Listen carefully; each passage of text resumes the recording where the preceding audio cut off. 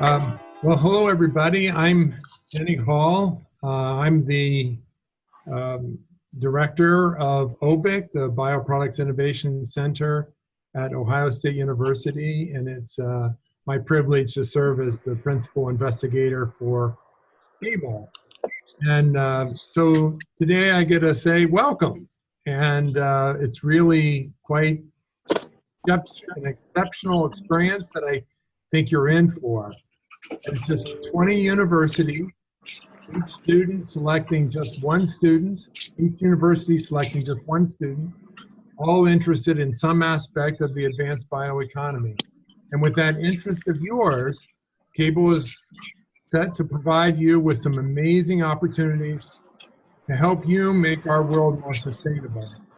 We're getting some background noise. If you could please mute if you're not speaking.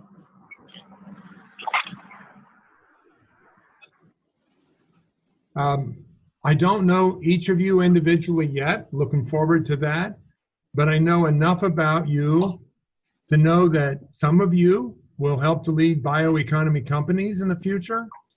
Some of you will continue to pursue your academic career and will have a profession of teaching and research and will help to train the next generation of bioeconomy leaders.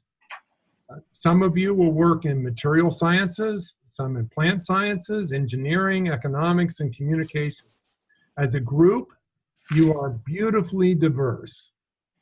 And here is the most important thing that I will ever say to you.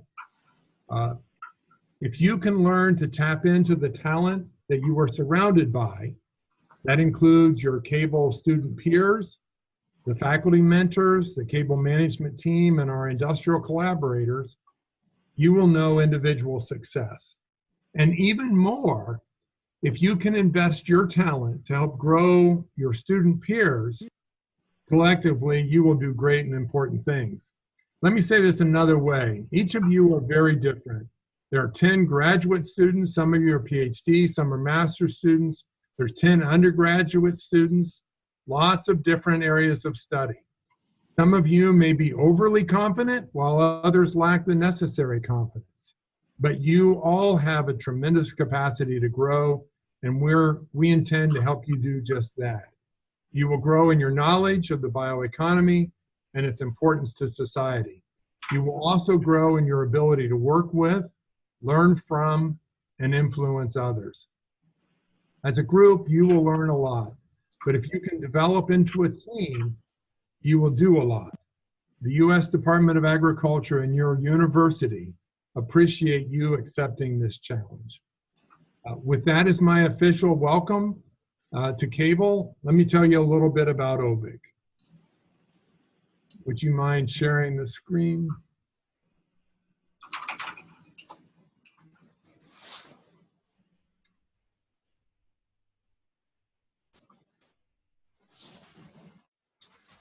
Okay, well, this is our agenda for today. I'm giving a little bit of an intro to Cable and OBIC, and then, that's fine. OBIC was created back in 2005 to bring together agriculture and specialty chemicals, predominantly here in the state of Ohio. But as time has gone on, we've grown beyond that.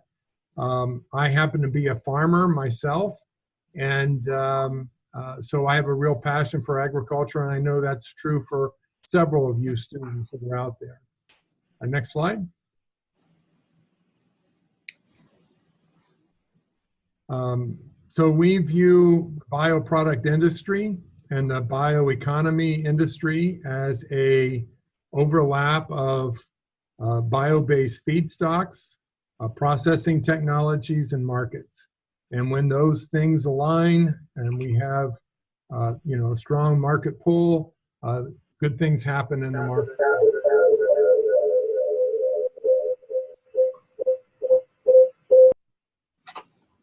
Okay, I just muted Guran. Cable is 20 universities, as I mentioned. Here they are. Last year was our first year of cohorts. We had 18 graduate from the program last year. This is the first year for Washington and Texas Tech to be participants in the program. So we're excited to have you on the program. It's a big deal for the federal government to invest $2.75 million in this program. And if you divide that out, each university per year, it's something like $45,000.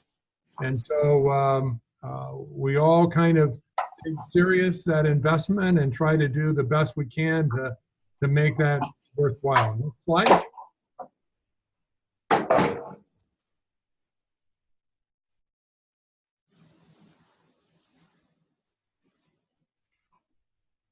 And so these are just a couple of images from last year's program. You see the cable kind of 3 circles there of academia, industry, and public. And that's really just to begin to show how all of these individual strands work together to help us make a more sustainable future using bio-based resources. Also get a feel of the geographic representation of cable. Okay, next slide. And is that our students? So I mentioned that this is year 2. We are fortunate to have with us 2 of last year's alumni from the program, Keely Overmeyer and Tannen DeGard. And I will let them each kind of say a little bit about themselves and why the bioeconomy is important. Who's going first? Well, Denny, I'm on. I know we have Tannen with us. I haven't seen Keely join yet. Keely, are you on? Yeah, I had to call in. I'm kind of on the go today, so I'm calling in.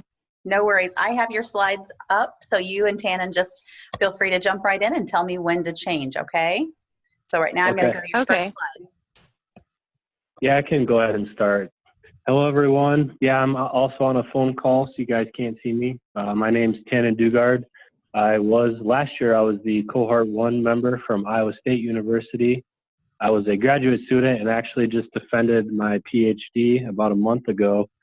So now I got a unique position. I'm an assistant professor for Lincoln University, and I'm teaching out at an Army base out here, a power school with the United States Army in Missouri. So it's kind of how I've evolved. I'm no longer with Iowa State, but that's where I'm at right now. So why is the bioeconomy important? I mean, I could lecture about this for probably 60 minutes easily, but it kind of comes down to we are so dependent on fossil fuels that oil itself will eventually be depleted if we keep using it at the rate that we currently are. So our goal is to kind of build this economy, or the bioeconomy, that's based around renewable resources, something that we could harvest or plant every 5 to 10 years at its maximum if we have fast-growing trees in that sense. And kind of going to these resources, we can do 3 things for the country or the world specifically, but I'll just focus on the United States. Going to the bioeconomy, we can increase our economic security. We can increase our national security and increase our environmental quality. So I think around 2015, we actually we imported around $420 billion of gasoline, or of petroleum, which is a lot of money, and that obviously a lot of the world wars have been based around specifically fossil fuels or petroleum. So if we can get out of that habit of using petroleum it's not just energy, it's not just gasoline. We can get our clothes off of it. Some of the nylons, we can make plastics from it. Ohio State's doing great things there with the OBEC. So, going to a bioeconomy itself not only improves our national security, we have more economic success.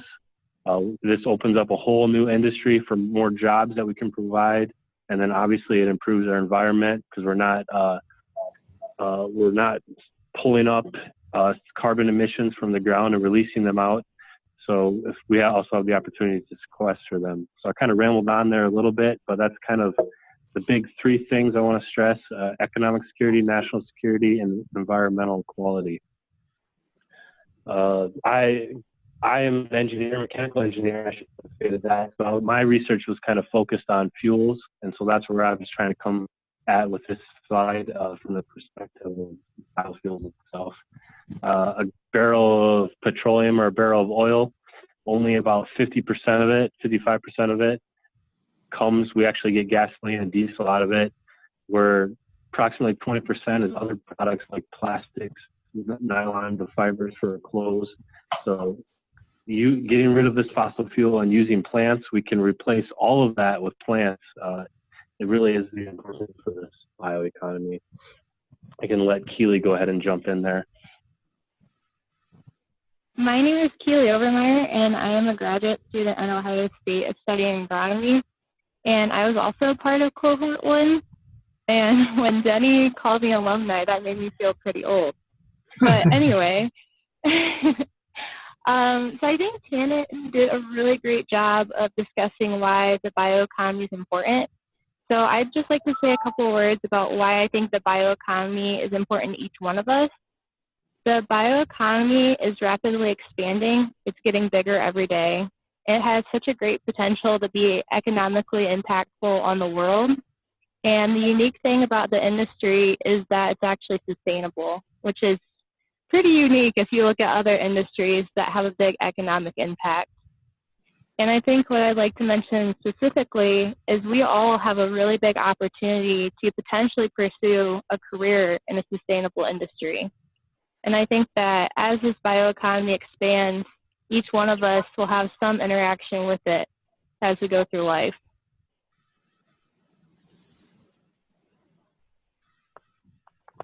Yeah, I think if anybody have any questions on that, or did you want to save the questions to the end of our section there, Melinda? Why don't we save the questions until you guys have talked a little about kind of your Okay. advice? That's one of the major reasons, everyone, that we really wanted to involve some folks from cohort 1 is so that throughout your year we'll be introducing you or reintroducing you to them, and it's a chance for you to hear from them why they think things are important and what advice they might have for you. So I'd say once Keely and Tannen have offered a little bit of advice, maybe then we can do some question and answer time.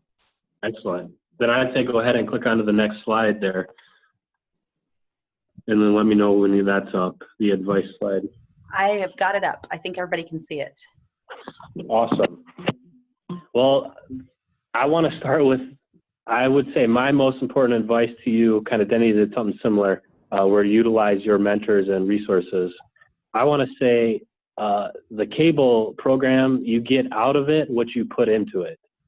So if you put in, this amazing effort, you try and learn as much as you can, just opportunities are going to open up for you. It's amazing. I went through with, I don't remember how many students last year, it was 16, 18, somewhere in there. But I know I can think of at least 3 or 4 off the top of my head that their career path has changed, if not directly and indirectly in some way, shape, or form. And these are the students that put a lot of effort into this program. They've been engaged.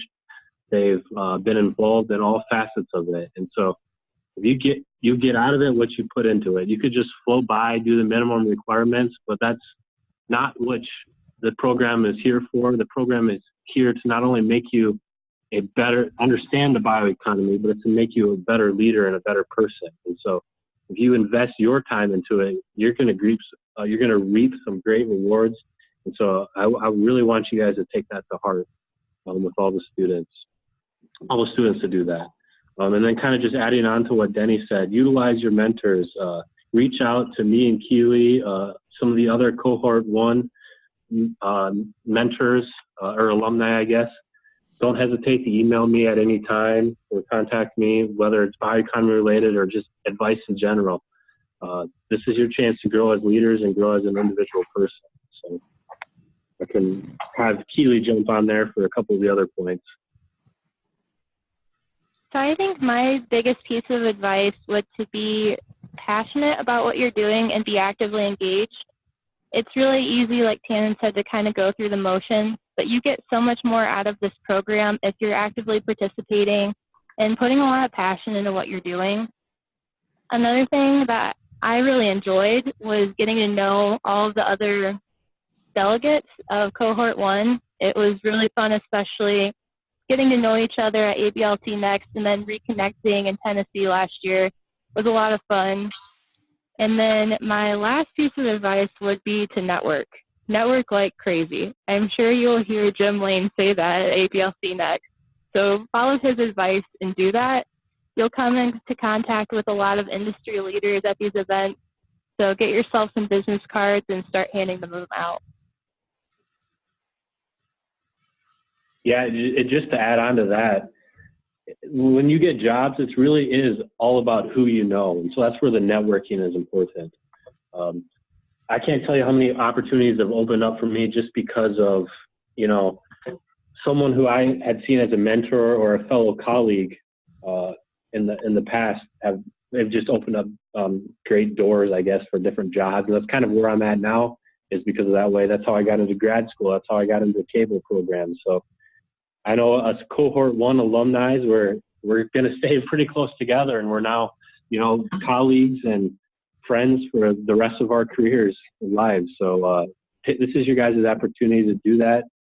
And then one last advice too, also going back, is you guys want to be proactive. The cable program it's a fair amount of work, but it's important work. It's not just busy work. So be proactive. If you can get different on-campus events, I think you guys have probably already talked about that, or you're going to talk about it today.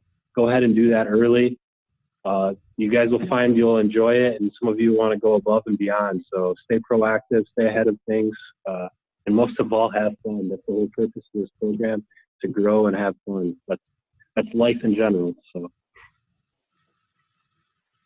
with that, I don't have anything else. I don't know if Keely does, or we want to open it up for questions here.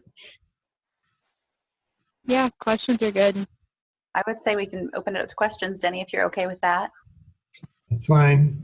We're doing great on schedule. So cohort 2, if any of you have questions specifically for Keely and Tannen and want to kind of know from their experience what you shouldn't do, or what other advice they might give, please ask. We're going to be making ambassadors of the cohort 1 program available throughout the year, but they all have such strong willingness to help, and I do want to encourage you to take advantage of that,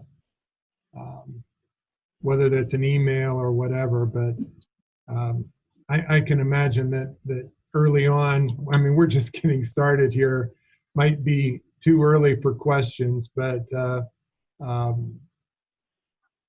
there's some great support out there for you, and we hope you take advantage of it. I will also say that there is, you probably saw an email from me inviting you to a meetup webinar in 2 weeks on the 21st of September. And several of the cohort 1 alums who have volunteered to serve as ambassadors and kind of extra mentors for you will be on that webinar. It's not required, but it's sure recommended. Feel free that afternoon to jump on, and it'll be much more informal. Most of us will not be here, probably just 1 or 2 of us to moderate, but mostly it'll be a chance for cohort 2 to get to talk informally with cohort 1 and ask for advice and opinions, and for cohort 1 to share their thoughts as well. I had a question. Okay. Which group were they a part of? Which working group? Working group. That's a good question, Chelsea. That working groups are not the same this year that they were last year. We've adjusted those, but Keely and Tannen, do you want to share which working groups you worked on? Yeah, I was part of the State of the Industry working group. So in that working group, we tried to identify challenges that the bioeconomy is having and just present some background information on why those challenges exist, and then offer some potential solutions. And yeah, I was a part of the Career Pathways working group. I don't know if there's one this year. I can't remember with that. But what our working group did was, we wanted to figure out how universities can best prepare train students to enter the bioeconomy workforce. And So we interacted with bioeconomy companies. What would they like to see from students graduating college, and vice versa. So your working groups are great. Be proactive in those, especially, would be my advice there. Work together, make sure everyone has a part, make sure you guys are all clear on it. Stick to your schedule is the other important thing to do to that. I know both Melinda and I like Gantt charts, so probably some of the graduate students out there know what Gantt charts are, but so when you get to the working groups, make a pretty hard schedule and stick to it. That's a good point.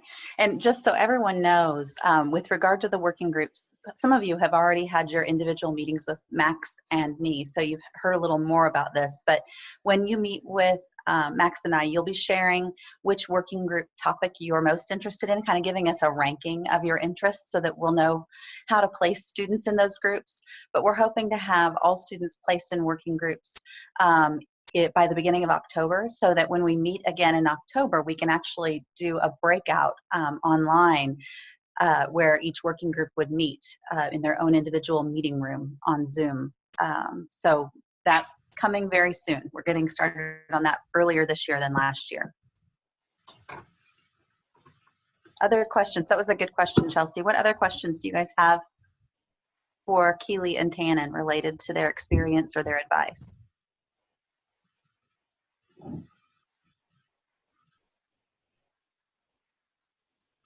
I actually have a question. If I remember correctly, I believe that one of them had made mention of making business cards. I was wondering if they had gone in and they had business cards and they said, wow, this was absolutely useful, or if they thought that they didn't have it and maybe that it would be significantly helpful. Do you think that we should have things like our university printed on the business card, things outside of the basic information for people who have never made business cards? What would you recommend? So I always carry business cards because it's a really nice informal way to say, hey, here's my contact information. Here's a little bit about me maybe. And then you don't have to like carry around a resume if you're looking for a job opportunity. There's a business card, and when they get time, they can contact you. I do have my university logo printed at the top. As a student, I think that that's pretty appropriate. And then another cool thing that I've seen a lot of business cards have now is the LinkedIn like QR code. So they can flip your business card over and scan it, and it'll actually bring up your LinkedIn. So then it's kind of like a resume on the back of your business card without actually being a resume. Keely, if you will send me a copy of your business card, front and back, I will attach it to this PowerPoint and include it so that they can see that. Okay, yeah, I can do that. Thanks. And some universities have their own business card printing services. I don't know if that's just applicable for if you're a graduate research assistant for your grad students, but if undergrads can utilize that or not. I know there might be some copyright laws using university logo, but that's just a disclaimer. I had to throw that out there. But yeah, look into it. Check with your university because it wasn't too expensive. I think I spent like $20 on more business cards than I'm going to use, or I used when I was at Iowa State. But you definitely would be very helpful to have them at ABLC next. You guys are going to that, is that correct, Melinda? Yes. In San Francisco? Okay. It's called ABLC Global now, but yep, they're still going. ABLC Global. Yeah, that conference is, if you've never been to a conference before, probably more so for the undergrads even than the graduate students. That's a great conference. It really is all about networking. You might be a little timid out of your area of expertise because it's all about the bioeconomy, but talk to as many people as you can. Get the names. It's all about who you know, and you'll be amazed what some people remember just about you. We've had a couple students in cohort. Hopefully they will be talking in later webinars, but yeah, their lives have changed through ABLC Global, I guess. Yes, they have. And they will be, Tannen. We've got, at each webinar that we do, we're going to have at least one, sometimes more than one, alum from last year joining us to share specific feedback or specific advice that they have around a certain topic. Awesome. So, yeah, so that should be really good. Denny, I think if it's okay with you, we'll move on in the schedule and we'll just encourage students attend that September 21st meetup webinar if you can. And that's another great time to ask questions and get advice from cohort 1. If you did not get the invitation for that, please reach out to me and I'll make sure we work around that. Can I say one last thing, Thank you guys Linda? for having us. Yes, Tannen, absolutely.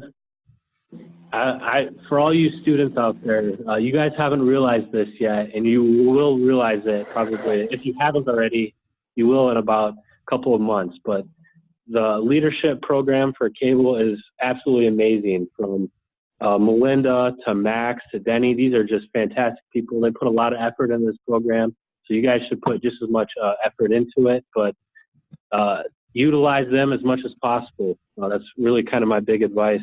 They know a lot of stuff, so don't hesitate to ask them for stuff or myself. So with that, I want to thank you guys as well. I got to jump out here pretty quick. I got to get back to, I graded some final exams, so I got to hand them out. So. Thank you, Keely and Tannen. We really appreciate it.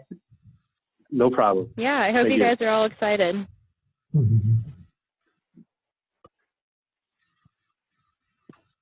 Okay, you want to pull up the next slide? All right, now it's an opportunity for all of you students out there to introduce yourself.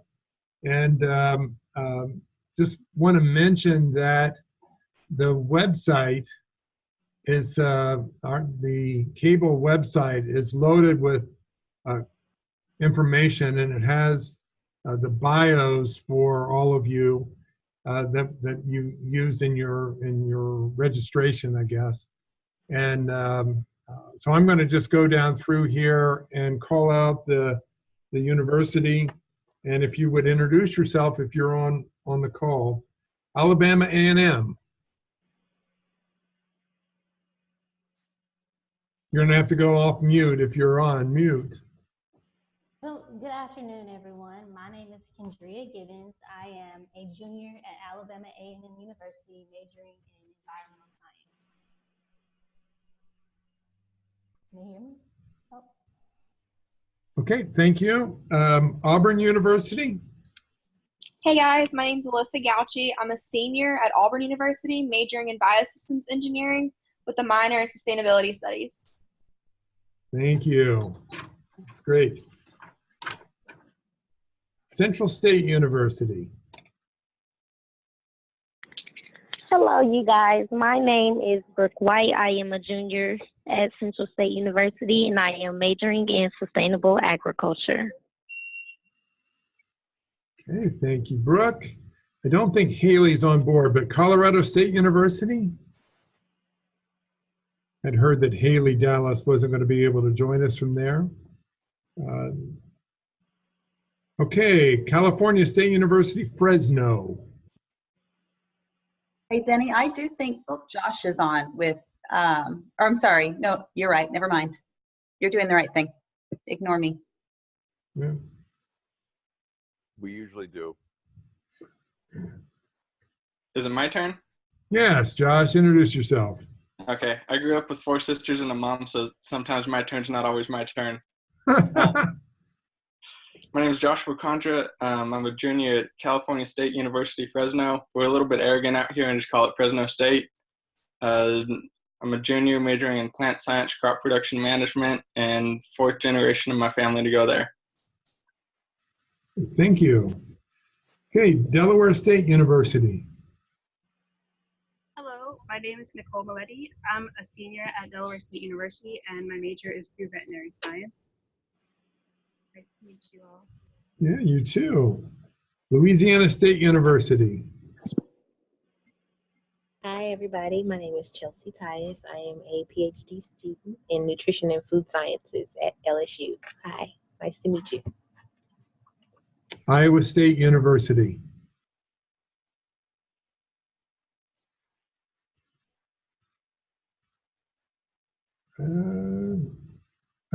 Is there anyone from Iowa State on? Is Avina? Don't think so. I didn't see her. Okay. North Carolina State University. Hi, y'all. My name is Caitlin, and I'm a fourth year majoring in sustainable materials and technology with minors in business administration and environmental science. Great. New Mexico State University.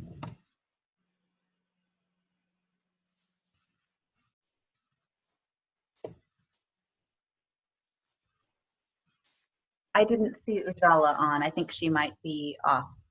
Okay. North Dakota State University.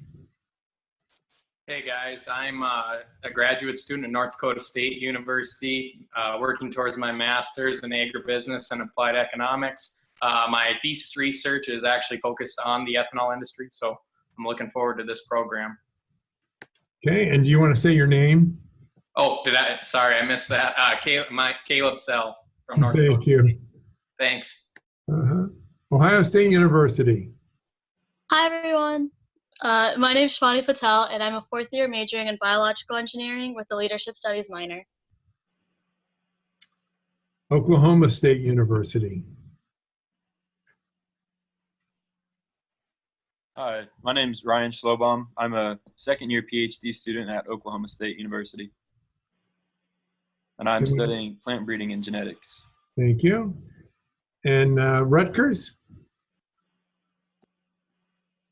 Hi, how you doing? My name is Max Melnick. I go to Rutgers University. I study environmental science, and I have a minor in sustainability. The State University of New York. Environmental science and forestry. Daniel. Hi, my name is Daniel D'Souza. I'm a PhD student in forestry and natural resources management at SUNY ESF, and my current work with the Willow Project, working on harvesting and nutrient removal. Now, I happened to stop by SUNY ESF last week. Did that interview go okay, or that meeting? Yeah, it did pretty good. It was well. All right, good. So you're officially a grad student now, or? Well, I still need my oral examination. I just submitted my written part, so I have examination next week. Okay. All right. Thank you. Thank you. All right. Texas Tech University. So my name's Maggie Elliott. I'm a first-year master's student studying agricultural communications. Thank you. University of Missouri. Good afternoon. My name is Wesley Resnicek. I'm a second-year PhD student at the University of Missouri. I study bioprocess engineering. Thank you. University of Tennessee. Hello, everyone. My name is Lu Yu, and I'm in University of Tennessee. I studied in the material science and engineering. Thank you. Thank you. University of Washington. Hi, everyone. My name is Hisham. It's pronounced He-Sham with 2 syllables. I'm a graduate student at the University of Washington, and I'm pursuing my master's in bioresource science and engineering. Great. And West Virginia University. I was thinking that she was not able to join us. That's correct.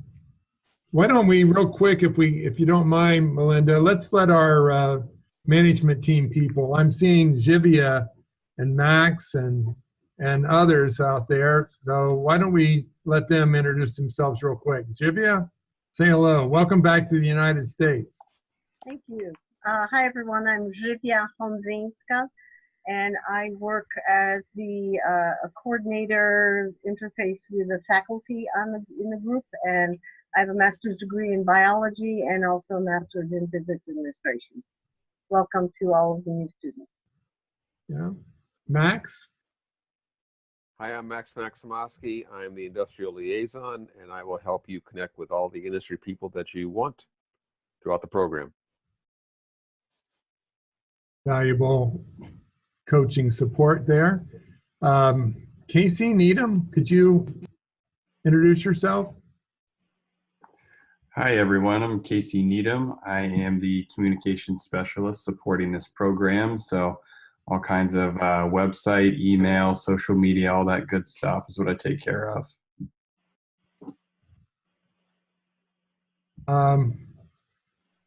Carrie Dixon, do you want to say hello? Hi, everyone. My name is Carrie Dixon, and I am the external evaluator on this program. So I'll be speaking with you at various points throughout the year about your experience. Okay. All right. So, Melinda, if you could bring us back onto the agenda, kind of where we are here.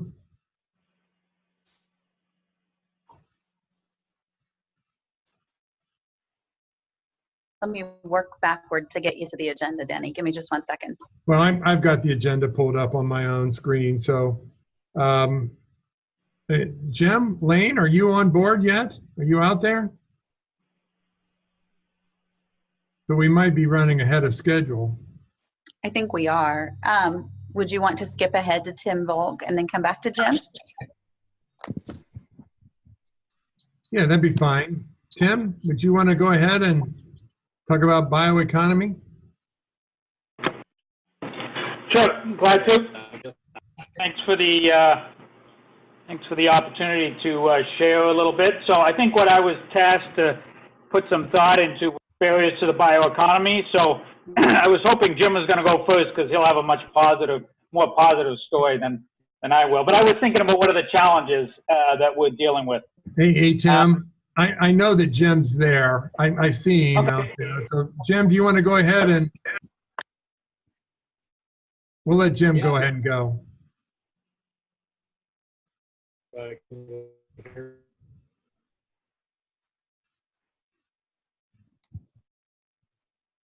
Jim, I'm seeing you.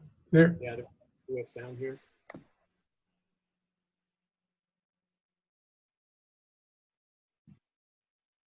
It's acting like you're freezing up. The video is locked up.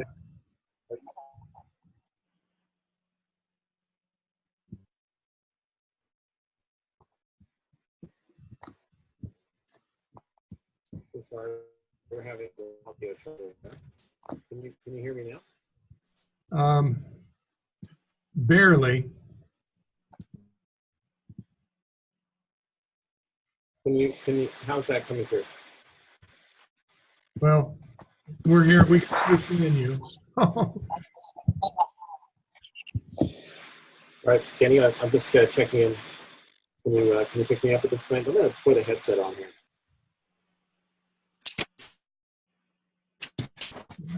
I get the sense that your bandwidth is giving us. Is that any better? Yeah, that sounds good.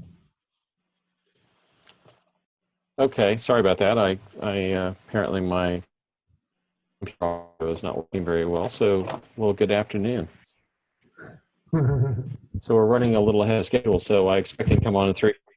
You want me to give us your remarks here, or how do you want to proceed?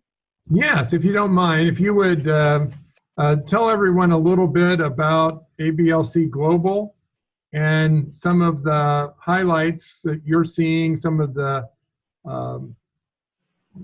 interesting developments in the bioeconomy as you monitor that industry. Okay, well, I'll make it brief and hopefully friendly and spicy. Just wanted to first of all say hello to everyone joining the cable program, and welcome back to those that have been with it before. As you come into a new year, it's a great program. I love seeing how it's worked in the, and we sure support it any way we can at the Digest and at New, etc. I'm good to just say a few words about ABLC. It's one of the larger projects that we do each year is bring together the bioeconomy leadership, and about 600 of us will be gathering in San Francisco. And most of these are C-level executives from representing. We'll have, in addition to the cable group, we'll also have the BioFuture platform, which is a 30-nation consortium of governments coordinating their policies on the bioeconomy. That's led primarily by Brazil and now China. We're also going to have the International Energy Agency. We'll be holding its triennial summit in San Francisco at the same time joining us throughout the week for the sessions, and that's the IEA Bioenergy Group. And we're also going to have the Department of Energy, the U.S. Energy Innovation Leader, the Bioenergy which is part of the department called the Energy Efficiency and Renewable Energy, ERE, will be there holding their annual Bioeconomy Summit. So all three organizations, the Digest, the IEA, and you're joining to create a really, really special seen before gathering of sort of everybody at the right place at the right time to talk about the real issues and issues there are. There are a lot of risks, challenges in the bioeconomy. For those of you that are less familiar with it, it's pretty big. The size, the way that you would think about it is the bioeconomy is the same size point of view as France. It's about $2.7 trillion economy, and yet it grows at the rate of China. So it's a fast growing economy, and it grows in a lot of different directions. It has fuels, fibers, feed, pretty much everything that moves and we physically use that's not made from petroleum is essentially a bio-based product and of some sort, and some of it's in liquid form, some of it's in solid, and of course some of it is in the form of gas because we use that to make power. So virtually all states of energy and all states of matter are a part of the bioeconomy. And so the trends that point you to this year, of course, fuels are always the largest application because we're replacing essentially petroleum, and about 75%, 80% of the barrel goes into the production of energy, primarily road transport and air and marine. And that's the biggest application that's sort of on the docket for most people. That's essentially what they're aiming at either now or in the near term. But there's a lot of things that they make along the way to getting to fuel scale economics. And there are fragrances, flavors. There are a tremendous amount of materials, anything from sustainable yoga pants to just about anything you can imagine. Any type of clothing is up for grabs. Bolt Threads just came out with a niche, I guess, a fashion-friendly bag made from innovation quite a bit.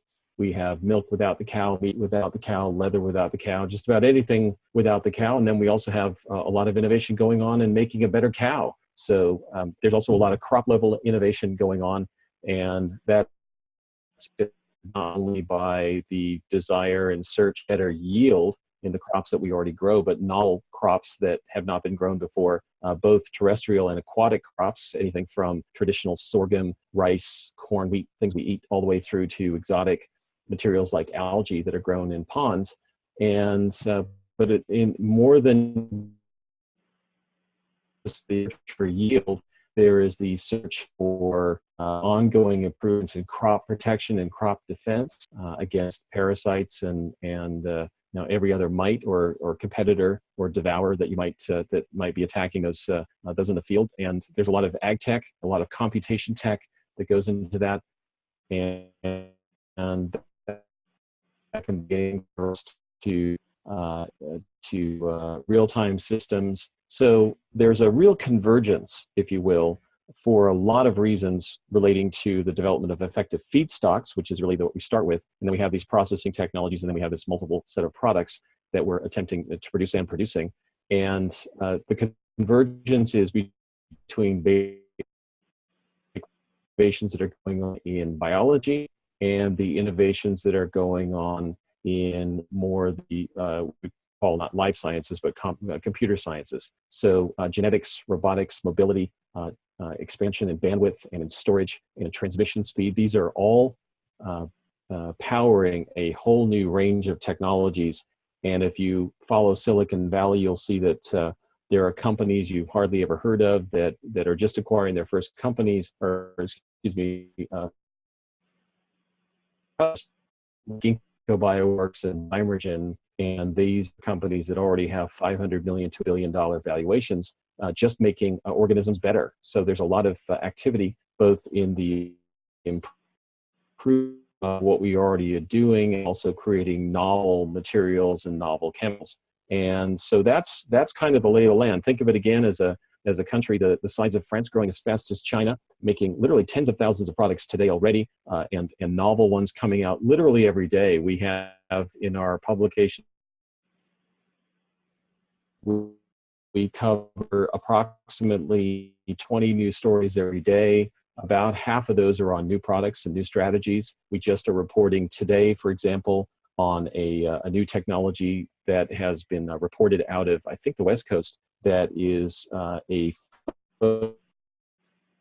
an artificial photosynthesis, and it's an organism now that we found, or a pathway we found in algae that's being imported into E. coli, that can split water into oxygen and hydrogen, and promise of unlimited renewable energy if the rates and the yields are what we hope they are. It's just an example of the innovation that we see every day. We would have something like that, 2-3 times a week in the world of the digest. We have 3 million readers, so it's not only a big industry, but it's has a lot of fans around the world. So you're joining into a world that is welcoming you. There's all kinds of risks and drivers that you will find along the way, and I think you will hear a lot about that over the next year and how to navigate those. Across those valleys of death, both personal and corporate. That's a big challenge for all of us, all of you. And essentially, we build a lot of camels to cross that valley of death as efficiently as we possibly can. So you'll be part of that camel train, we hope. And we hope to see you at ABLC Global. And we're looking forward to that and integrating you in the program. I am a graduate of the University of Washington, which I hear is a cable university member this year, or maybe. And so they're like everyone else here. I started out as a student with an interest, and every single person in the industry started out somewhere. And you are at that early part of your journey. We wish you the very best, and we look forward to being with you and getting to know you, and seeing how you become a part of this terrific story that at the Digest we have the privilege to cover. And with that, Danny, I'll turn it back over to you.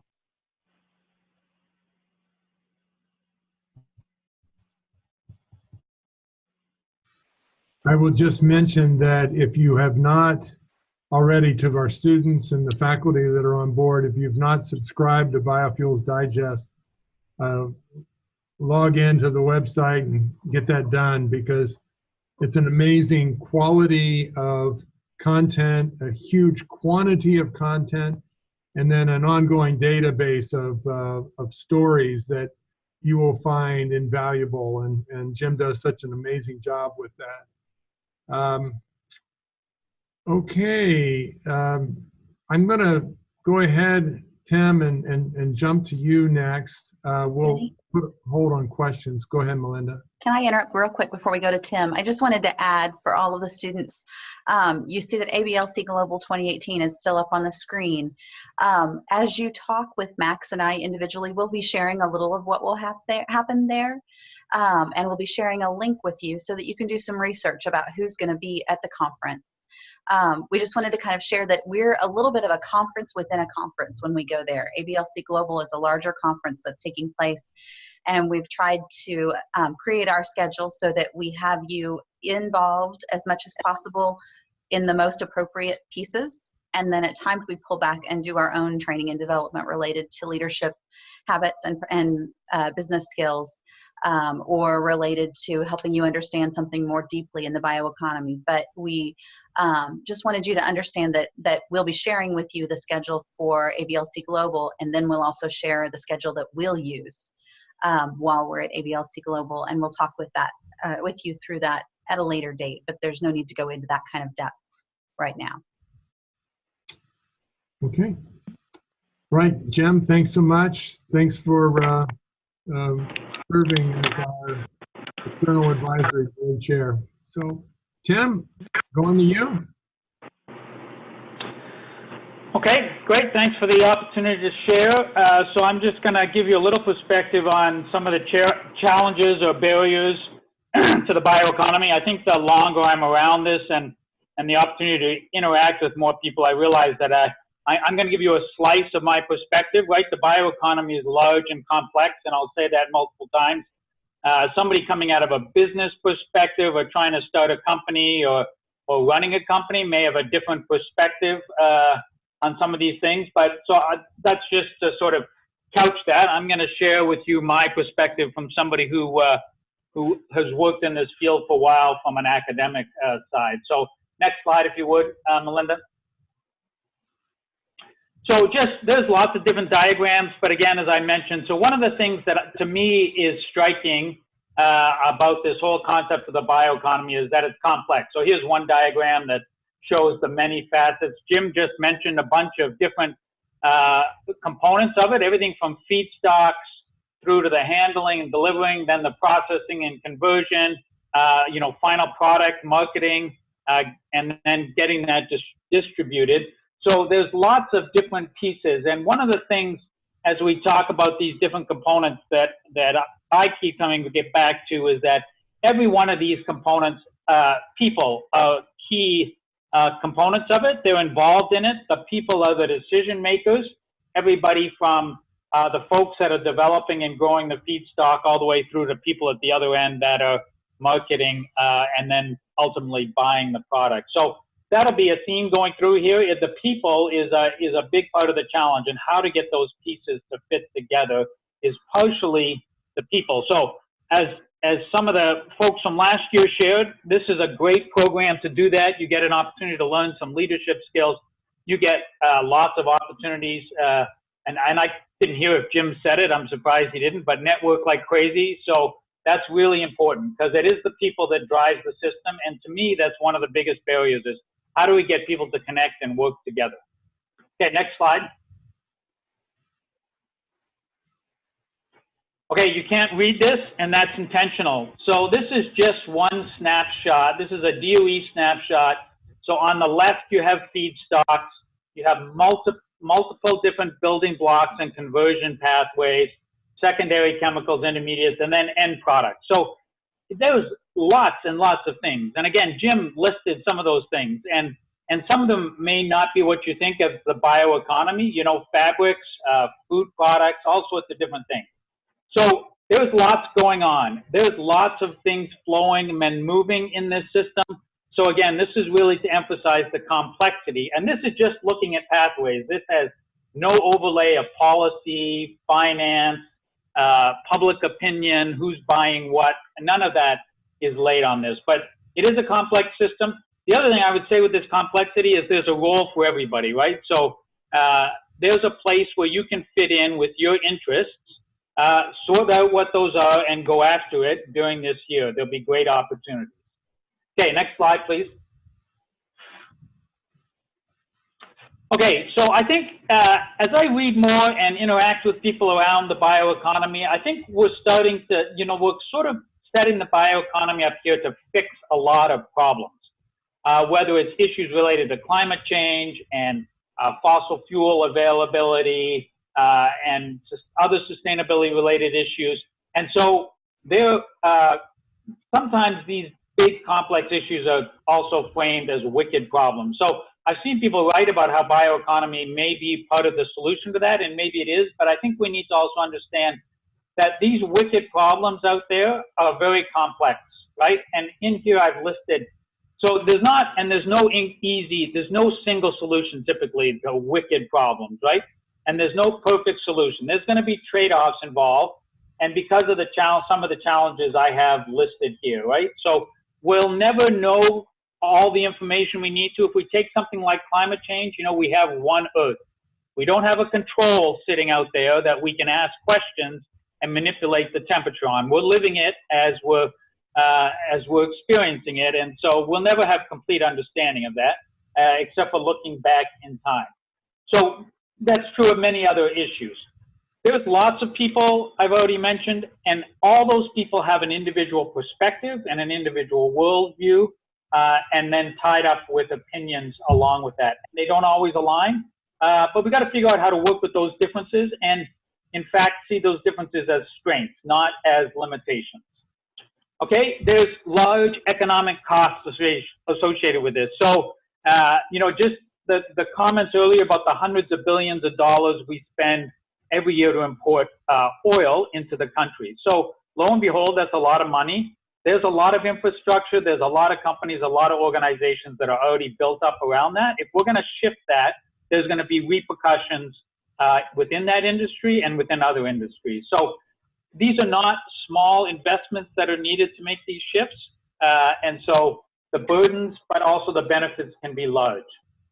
And then finally, this point of the pieces are interconnected. That complex diagram that I showed you before, you can follow individual paths through there to get from feedstocks to end products. There are connections, and it's important to make sure that we see those and put them together. Next slide, please. Okay, so again, just to emphasize that we need to integrate across different components of the bioeconomy, and even here amongst the cohort this year and amongst people you interact with, we've got people from feedstock and conversion and communications and marketing people all across the spectrum, and so it's important to fit those things together. This diagram is one that actually came out just a couple of months ago, and I've been pondering it in a multiple ways, and I thought I'd throw it in here. So currently, you know, this program has a strong emphasis on the left side here, right, in academia. That's where most of us are based. And I think we need to realize that in and of ourselves in academia, and this is good advice for academics, is that we are not going to solve the world's problems, right? Certainly not these big complex problems. So the idea in this short article is really what we need to do is we need to get out of academia. First of all, we need to work together as academics, right? The sociologists need to work with the biologists and the engineers and so on and so forth. That's on the left side, the interdisciplinary, or what is called in the medical field convergence research, right? Really getting together and creating new knowledge and new systems approaches to problems. That's not going to do it. We need to get on the bridge. And actually, if I was to do this diagram, I'd change it because we need to mingle with the purple folks on the other side. Those are the practitioners, the business people, the people functioning in the real world. The only way we're going to address these issues is if we all come together and work together to solve the problem. So I think that's the way the bioeconomy's got to work. And there's challenges on both sides. There's certainly challenges for academics. That's often a stretch for some people to get out of their space and interact with people in the real world. But in order to create solutions, in order to build and advance the bioeconomy, more and more, I think this is one of the biggest challenges. How do we get folks from very different backgrounds and perspectives and in very different places in the bioeconomy to come and work together? Okay, next slide, please. Okay, so you can look at this in different perspectives, right? And I may beat the same horse a little bit. This is somebody who looks, who's a diagram out of an article that I read, and they're looking at it from governance and oversight in the bioeconomy. Okay, this is not something I spend necessarily lots of time thinking about it, but it was interesting to read this, and they're coming at it from very different perspectives. So here's their framework for the bioeconomy, thinking about who provides oversight or how is governance done in this system. And you can see research organizations over there on the left, but big influence from the private sector, certainly the public sector and policy and directives. Citizens are right in the middle. So consumers ultimately are people who are going to buy this or are going to advocate that organizations should be buying bio-based products, right? So they really are central, and in my mind, this was just a helpful thing to think about because this is a very different perspective than the way I might diagram out the bioeconomy. That first diagram, that nice circular one, works for me, but here's a different perspective of somebody thinking about the bioeconomy. And so again, lots of different perspectives, but all these factors are in play as we move forward. Again, over the course of the year in this program, you're going to get opportunities to be exposed to lots of these different components. And I would just encourage you to take advantage of that and learn as much as you can. You may not become an expert in financing or government policy, right? But if you understand it a little bit and are willing to engage in the language and discussion with those folks, the whole system's going to move forward and you'll be more successful. The system will be more successful. Next slide, please. Okay, I found this interesting too. I think the bioeconomy now has been, you know, it's depending upon who you read and who says they first came up with the term. You know, it's been 2 or 3 decades that this term has been kicked around, maybe longer in some circles. This is interesting. The drivers in this piece that I was looking at, the drivers for the bioeconomy, people are saying have already changed since 2000, right? In the 2 decades that we've been in this. And if you look on the left, peak oil concerns about oil prices and oil supply were a big driver of the bioeconomy early in the 2000s, right? And so those things have changed, right? We went through a recession in the late, 2007, 2008. Oil prices dropped. So people then started thinking about okay, so how do we keep the bioeconomy going, or what are the drivers of the bioeconomy? And so in some ways it shifted already. I can tell you that in working in my field of feedstocks, the priorities of what drives feedstocks have changed probably at least 3 times in the couple of decades that I've been doing it, very clearly. And so this is an interesting change because the emphasis now is different than what it was 5 or 10 years ago. And I think that's important because there'll be different things pushing the whole bioeconomy forward. Okay, so certainly sustainability is a term that's used a lot now. I won't get into it. I do a whole lecture on this. I don't think we know what we mean by sustainability collectively. Individually, we do, right? But we all have slightly different perspectives on that. But that is certainly a driver going forward. Maybe it wasn't as big a driver 10 years ago. So these things are changing, and being aware of that is important because it also drives policy and public opinion, which in that previous diagram I showed you were important. Okay, next slide. Okay, this is just to show you, here's the challenge, right? So if oil is one of those major fossil fuel feedstocks that the bioeconomy is looking to change, here is weekly spot prices. And you can see in 2006, 2007, the price was up to over $140 a barrel. Lots of things in the bioeconomy made sense economically to push forward on that, right? Then we hit the recession. It's down to $35 or $40 a barrel. It's gone up, it's gone down. And so trying to get started and move the bioeconomy when this is one of the benchmark feedstocks that you're competing against as an alternative to make products, fuels, energy, and so on. This is a real challenge. I'm not sure what the solution is, but that fluctuation is really tough. If you build an idea for a startup business built around the time and the premise that oil's over $100 a barrel, you've had a rough go of it in the last few years, certainly. And so it's just how to gauge that and fit it in. It has a big influence on not only the whole economy, but the bioeconomy, I think. And nobody can predict it. I had a grad student who spent a whole semester working with people that do very complex economics, and they tried to model this, and they worked on it over and over again. And his conclusion after the end of the semester was, if I gave him 3 or 4 dice and he threw them down the end of a very long hallway that our office is at, that'd be just as good as the model that they spent months working on building. Very hard to predict where oil prices are actually going to go, and everybody has an opinion, but so that makes it challenging for the bioeconomy. Okay, next slide. Denny, if I'm running on too long, you can cut me off. So policies, let me just make a comment about policies. Again, not, I dabble in this on the edge. It's not really my strength. This is just to give you a snapshot of where in the world places that are dark green have a bioeconomy strategy or policy. The lighter green ones are countries that are working on or have in progress something related to the bioeconomy. I'm sure somebody's done this, but the few that I'm aware of have different ideas and different goals. And so when you start developing the bioeconomy, eventually it will become international. But there are some barriers here because different people have different standards and different expectations. So the pellet industry, I know a little bit about in the United States, but there's been some real challenges with expectations and standards for pellets in Europe, for example, for the US to be able to export into that market. And there's probably lots of examples of that. But policies are going to be important.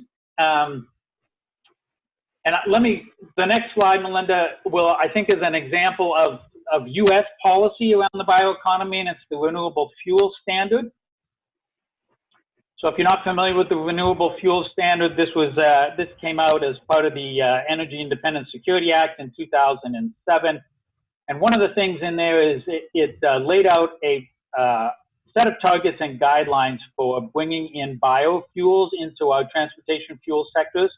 And this just shows you from 2010 to 2018 a couple of things. One, The blue bar shows you what was in the statute or in the legislation in terms of what the target was. So you can see that when this was put together, they had this fairly steady growth of these blue lines in terms of how our biofuels consumption in our transportation fuels economy should work. You can see that the red line is what the EPA actually decided as what the final target would be, and it's not the same. So that's one issue, and there's this differentiation there, and maybe that's not too bad to make those adjustments, but the green, the years that are marked in green show you the date when those decisions were made. So let's look at, if you look at the 2014 on the x-axis, and you look up, the green box tells you that the decision for the final goal for renewable fuels in 2014 was made in November 2015. So how in the world, if you're trying to work and move in that space, do you function if the total expectation for renewable fuels in 2014 is not set until a year after, right? And then there's some companies that are pressed to pay penalties because they didn't meet their targets. Well, if you don't know what the target is, it's certainly hard to play. So we could have long discussions about this. There's other people that know way more about the RFS than I certainly understand. Let me just comment that policy uncertainty to me and to other people is a big issue, right? I often hear people in the business world and finance world say they would rather have certainty about bad policy and know that that's what's going to be there than to have uncertainty and have it swing back and forth, because people will figure out how to work within a framework. But this kind of example where the policy is changing in hindsight as well as going forward, I think makes it very difficult. This is just one example, but it's true of many other things. I could think of others. Renewable heat in New York is a mess. The policy is a mess. And we're not moving the dial on that and getting off fuel oil because of policy uncertainty. Okay, the next one, Melinda, if you would. Okay, so just in summary, right, so the complexity of the bioeconomy is a reality. It's also exciting because as you think about it as individuals, there's a place for you to fit and your interests, go out and find it, pursue it, go after it. Some of you will discover things that you had never thought you were interested in or were never aware were part of the bioeconomy. Doors will be open, your eyes will be opened. I encourage you to step into those doors and explore and see where it takes you. If we're going to innovate in the bioeconomy and move the whole system forward, we've got to collaborate. Okay? As far as I'm concerned, we're not going to do it as a bunch of individuals or small groups. We've got to figure out how to get together and move the dial. It's the people. I often say we will solve the biology, and we can do that, and we can solve the technology problems. Wow, the people problems are, in my mind, the biggest one, and we've got to work hard to do that. You get an opportunity here to get some training on leadership skills and business skills that will help you to work more effectively with people.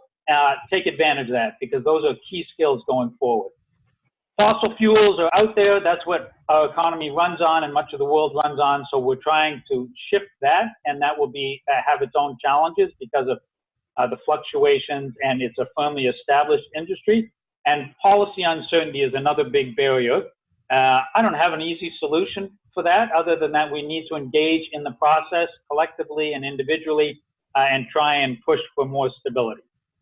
So those are my thoughts on that in terms of some of the barriers with the bioeconomy and opportunities you have this year to engage and learn about it and take advantage of some training opportunities. Okay, thank you, Tim. That was outstanding.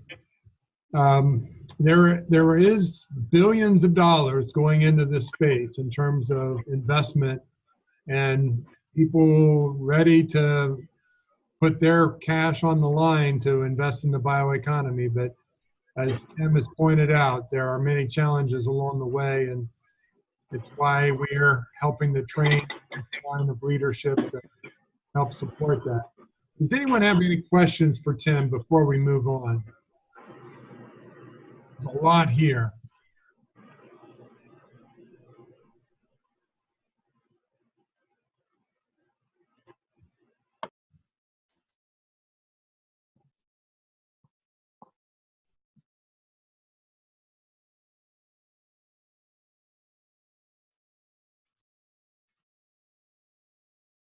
Okay.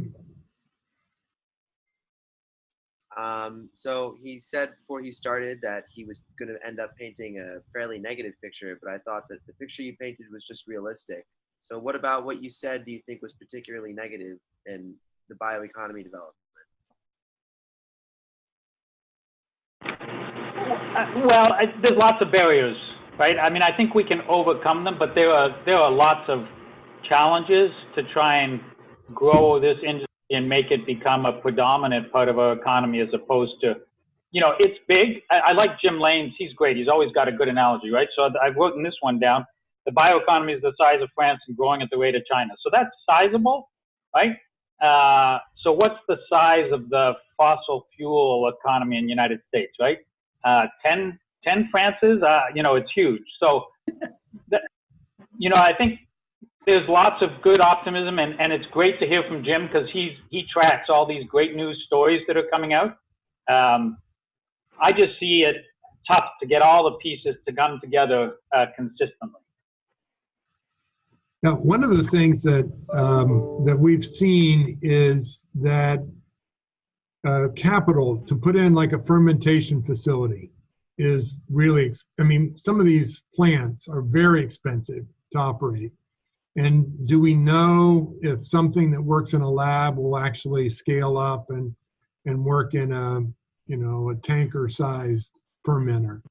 And so who's willing to make that investment or take that risk? Well, that said, we have now people who are building toll processing fermentation facilities so that you can actually try it out without having to build the plant yourself. For every challenge, there's someone out there looking to find a way to solve the problem. And it's a fascinating field to be watching because there's all of these different points of view and people studying it close enough to say, how can I make my wealth from this kind of problem? So if I can build on that, Denny, you will see when you go to ABLC Global, there are some very, very successful companies that have looked at challenges as opportunities, have found ways to overcome them, as Denny and Tim were talking about, and are hugely successful and are getting billions of dollars of investment to build new facilities and to grow their businesses. So I can't remember which student it was exactly when we were doing the interviews, but one of them said, there's people who view challenges as barriers, others who view challenges as opportunities. You're going to meet some very interesting leaders as you go through ABLC Global who definitely view challenges as opportunities and ways to overcome them.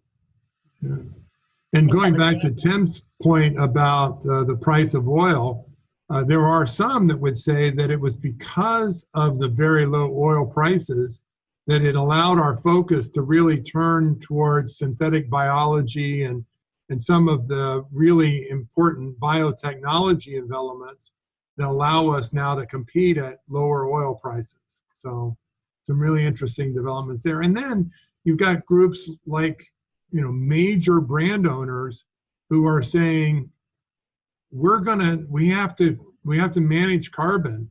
And so we don't like our carbon footprint. We're going to go ahead and spend the extra money to reduce our carbon footprint. And so it's really interesting there. So I don't know. I think we're jumping off the track here, Melinda. I need to get back. 4:15. I see it's time to put Melinda Lloyd in charge and get us talking a little bit more about some of the leadership development stuff and business skill training. So Melinda, take it away. Okay. Thanks, Tim, though, for really giving some validity to the reason that we need to have conversations about leadership, because this is an industry that is hungry for great leaders, I think, and great leaders solve great problems. So. All right, so as we begin to talk about the training and development side of things, first I would ask that you sit up and put your fingers near the button that will unmute you, because I'm going to be asking some questions that I'd like you to give input on. I guess the first thing I want to really talk with you about is how knowledge grows and changes. And I found this really great image, if you all can see, that says body of all possible knowledge. And it shows the slice of things that you really know is pretty small. If you can see the green slice, it says things you realize you know. These are the things you know about, and you realize you know about it, and you feel like you're pretty strong in those areas. And then there's the red. These are the things that you are aware that you don't know. So this is things that you might think, oh gosh, I really need to grow in my knowledge of whatever, my knowledge of how to do business finance, or my understanding of how oil is produced and how we got to this place we are right now. Whatever it is you think, you go, oh, okay, I don't know about that and I need to learn about it. But this yellow section over here is the really surprising section. This is the section of things that you don't even realize you don't know. And for me, the bioeconomy was that. When Denny first asked me to be involved, I've worked in agriculture for many years, but I had not necessarily heard the term bioeconomy and heard people describe this industry in the way that Denny does. I actually thought he made up the term. When I first started working with him, I thought that was a Dennyism. So maybe it's that way for you too. Maybe you know a small slice of something that's part of the bioeconomy, but you didn't know about the broader piece of the industry. I'm guessing for many of you that might be the case. And we hope that the primer helped to begin to make you more aware of things that you didn't know and that you needed to learn more about, and then moved you into the category of some things you know. So I guess the first question I'll ask is, as you participated in the primer, what did you learn that completely surprised you? Things you didn't even realize you didn't know until you participated in the primer.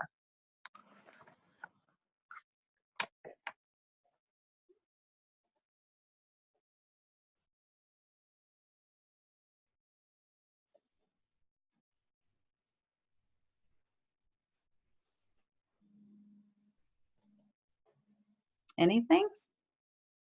Did you learn anything at all when you participated in the bioeconomy primer that you didn't even realize you didn't know until you listened to it?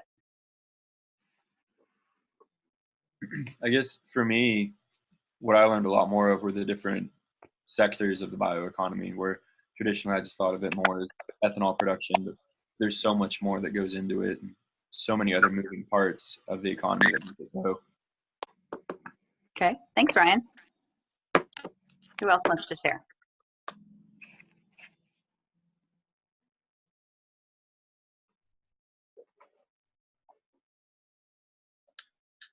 I think something that wasn't really explicitly stated, but seemed to be a major component throughout all the primers, was that understanding how things transform in the environment is pretty central to the bioeconomy, so that you can follow, being able to follow a particular substance or potentially a particular pollutant is going to be able to impact how you might address either getting rid of it or using it or making sure it's used and stored safely.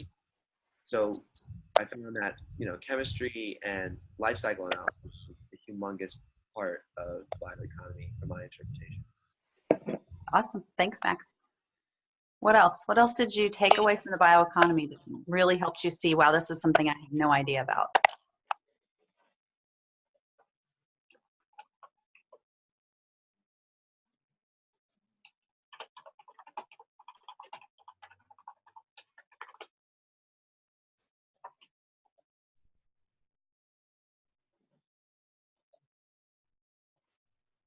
Okay, I won't beat a dead horse if nobody's got another example, but those were both really good examples where you felt like you knew a little bit going in, you knew something going in, and participating in the primer made you think, wow, I didn't know that, or I didn't understand how broad that was, or I didn't understand that that was an issue.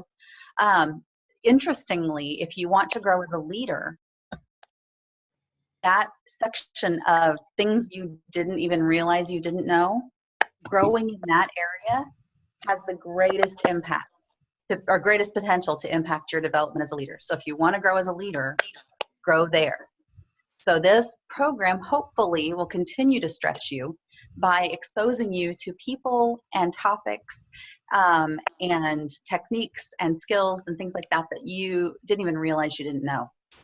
And so, so that we can help stretch you as much as possible through the program. So there's something interesting that happens when you discover a body of knowledge that you don't know. It kind of changes the way you feel. And so if you'll follow along here, you can see on the left-hand side, the axis that's labeled confidence. And then on the bottom, you see the axis that's labeled knowledge in field. If you can see that when you first realize there's something you didn't know, when you first realize it right away, your confidence and your knowledge in the field are low. But then quickly, as you kind of gain a little bit of knowledge, that little bit is enough to make you think you know everything really quickly.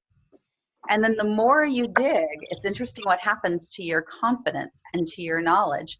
The more you learn, the more knowledge you gain, your confidence takes a dive and kind of goes down and then eventually back up again. Why do you guys think that happens?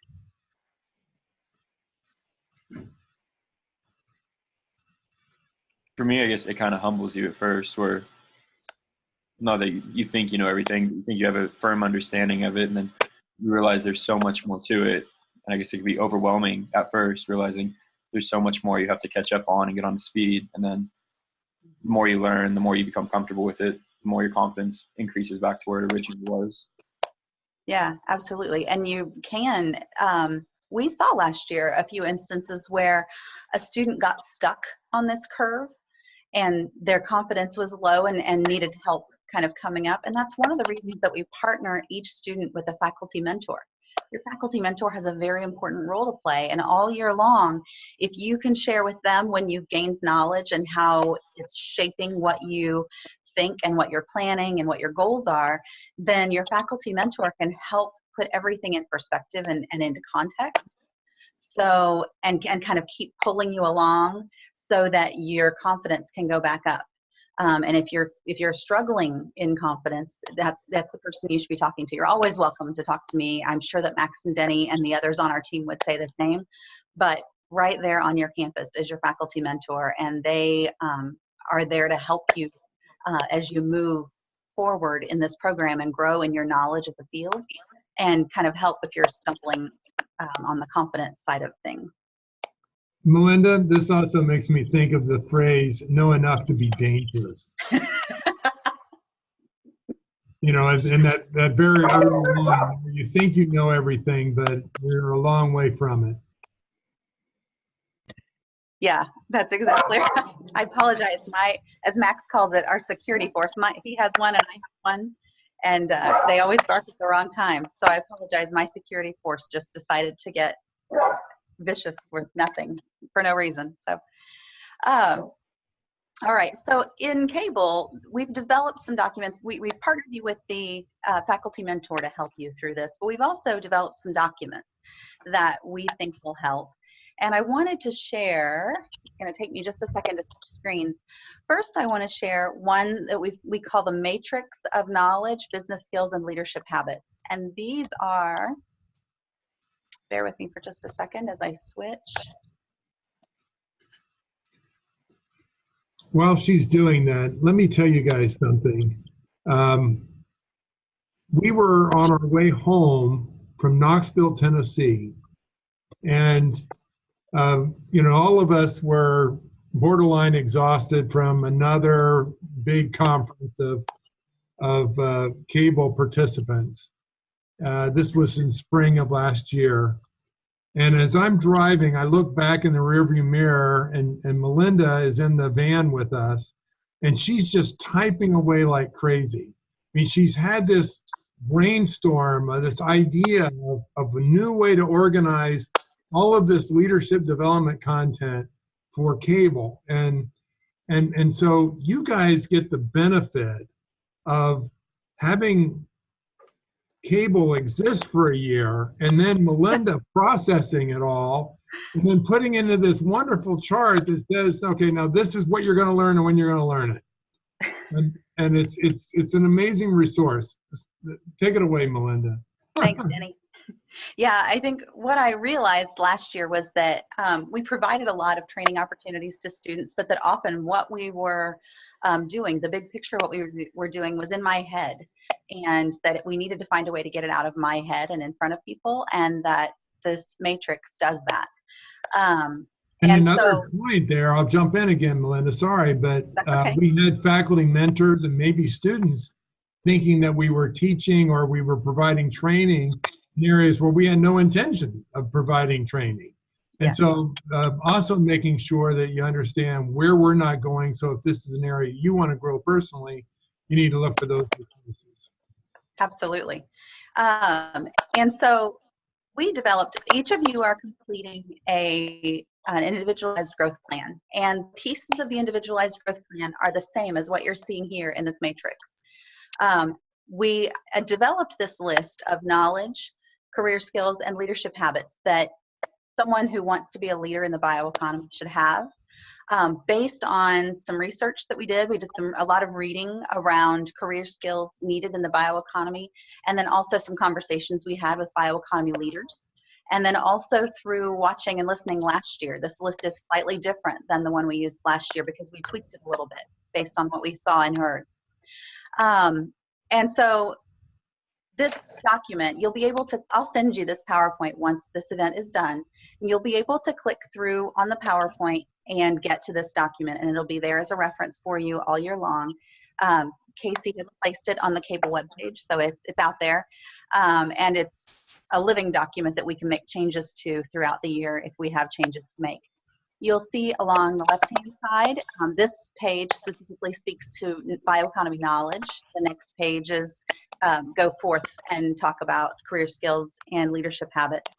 Along the top, you will see a list of all of the touch points that we're planning for this year. And this doesn't even include, this only includes the welcome webinar. The other monthly webinars aren't included because those to me are opportunities to be in the moment and real time in what we think you need versus planning things far out. It's our chance to say, okay, what's going on right now that we're hearing and seeing that we need to provide to them. So this is the planned learning activities that we have.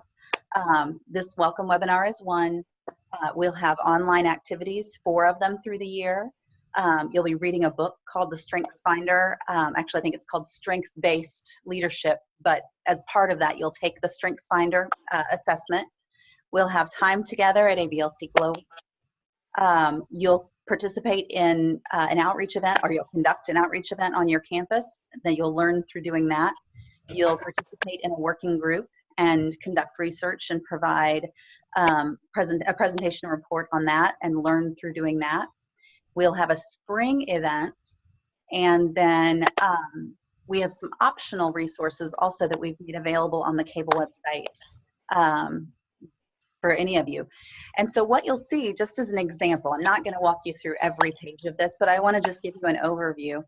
You'll be able to see that in that bioeconomy primer, our intent was just to introduce you to the sectors of the industry and public policy. And then our intent was to, at this welcome webinar, go a step deeper and introduce you to the drivers of growth and change, industry growth and emerging markets, emerging trends, technologies, and barriers to success of the industry. And then when we come together at ABLC Global, you'll have some more guided learning around that, and you'll have opportunities to practice. And if you want to learn more about some of these topics, you can check out the resources on the Cable website. So that's how, if I were to read this page, that's how I would read it. Any questions about what I'm showing you just on this page?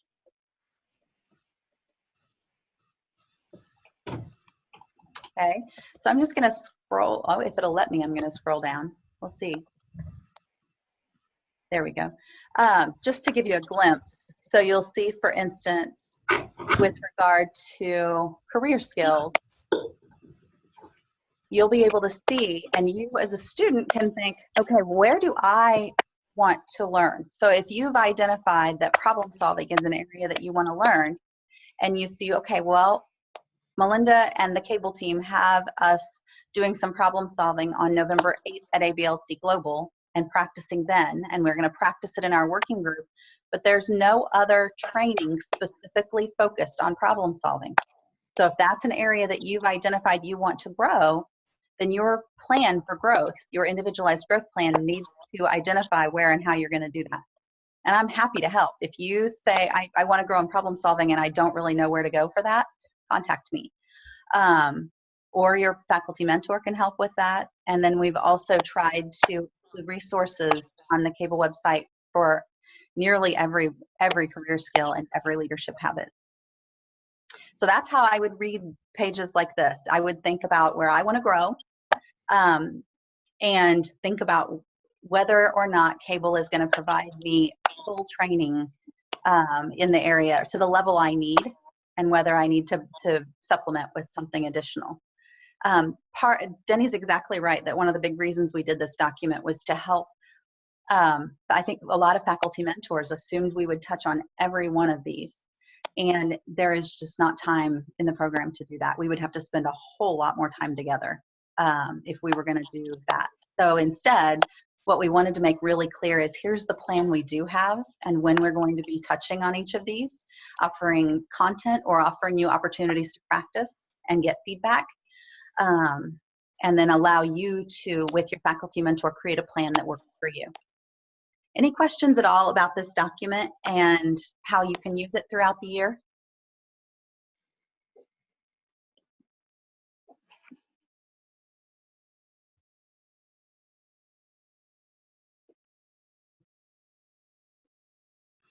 Okay, I'm not hearing anything, so I'm getting ready to move off to a different document. Please shout out if you would like to, like me to stop and answer any questions.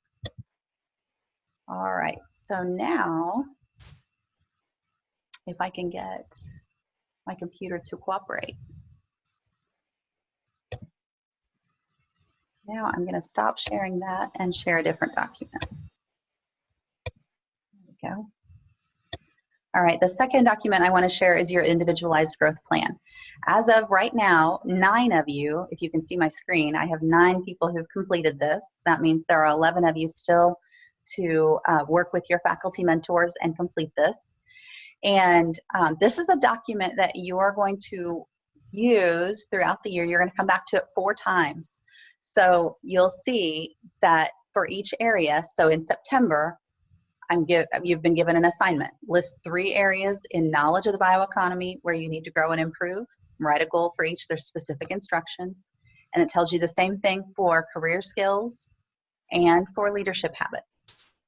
And so then you'll come back in November and do the same thing, and in January, and again in March. I have discovered a glitch thanks to Ryan. I appreciate your help, Ryan. We've discovered a glitch with this system. I thought it was going to let you back in every time you came back to the link, you would see your previous answers, and it's not allowing that right now, and I haven't found a way to fix that. Despite some searching and trying, it's defeating me so far. So what I will continue to do is share with you the responses that you've provided, so that each time you come in, you will have in front of you the responses you've already provided, so you won't be working blind. You'll be able to sit down with your mentor and say, this is what I responded the first time I was in here in September, so now it's November and I'm ready to update and explain what I've done to make progress toward my goals, and you'll be able to have those. You can always ask me, because I've saved all of them and have them. So you can always ask me if you lose those and need to have them again. But that is one little glitch that we'll need to work through. Any questions about this document and how it works and how we use it?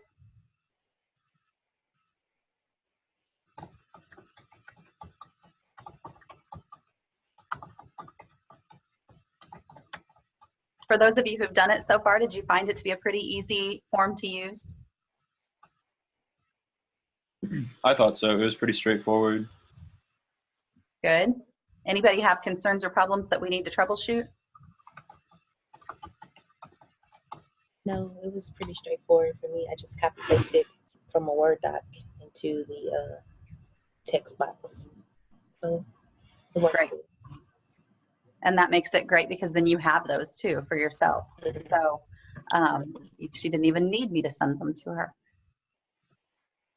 Okay, so I'm going to switch back to our PowerPoint now so that we can continue that conversation.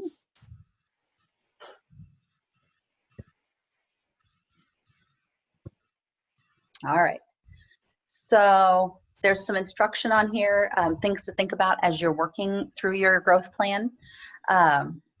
Just some suggestions about what I would do. I would look at that matrix or at the growth plan. It's the same content on both in terms of knowledge and skills and habits, leadership habits. But I would ask, what do I already know? What do I recognize, but I don't know enough about? And so that might be an area where you want to dive deeper and understand a topic better. One I didn't list here is I know about that, but I haven't practiced it. That's another thing that you might be thinking. Or you might be thinking, where do I feel completely lost? Like I don't even recognize the term of what that is. I hear that sometimes on, I think role flexibility is one that confuses people sometimes, and they don't know what that is. So if you don't, contact me or look in the suggested resources or jump online and do some research and figure out what it is and whether it's an area you might need to grow. Also consider your career interests and your natural strengths, because that should definitely play a role in you identifying where you want to grow and what you want to target. All right, so if I can get my computer to work with me, we're going to move forward. There we go. So what I'd like to do now is have a little conversation about leadership. What I want to say first, I guess, is what's leadership look like to you? And I'm going to take some notes while you guys talk. So, we'll see how this works. If yep, it stopped sharing, didn't it? There we go. Let's try this again. If I do this, I think you guys will be able to see what I'm typing as I type it, right?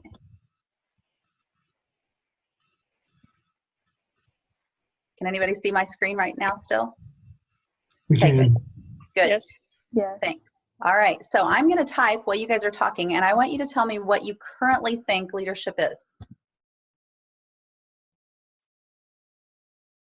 I believe that leadership is, it has a lot to do with confidence. Like, as being a leader, you have to have that confidence so everyone else can follow you or feel like they can put their trust into you. Yeah, that's something that I feel like leadership involves. Okay. What else? For me, leadership's not about being the best, but it's about making everyone else around you better and kind of growing as that team. Okay, what else? I wanted to say it's about listening to everyone else. Okay. Possibly being a voice for people who do not have one.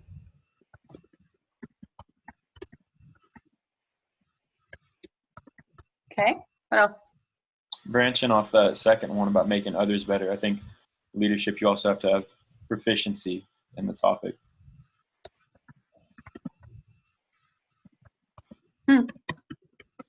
Okay. What else? Leaders have to have experience in like who they're trying to lead and the topic as well. I think if you're being a leader, you definitely have to be passionate about whatever you're trying to lead. Okay. How is all of that different, do you think, than business skills or career skills? I think there's a lot of overlap in everything we just listed and being successful within the business and different career fields too. Okay. How do others think it's different? Well, I think that's something that's, I'm not really sure how to phrase this, but something that makes a really good leader is being able to take an objective point of view, and you can recognize that potentially you're not the best one for the job, but you're able to find the right person for that job who you can recognize is more experienced. potentially your ability is in finding people who are better than you. Yeah. Okay. I feel like being a leader, you have to be trustworthy, because if people can't trust you and you don't stick to your word, then it's not like nobody's going to benefit from you being a leader. Okay. Going off of that, I immediately thought of character, like doing the right thing when nobody is looking, and not being a hypocrite. You give advice to the people you are leading, and you should also follow that advice. Great.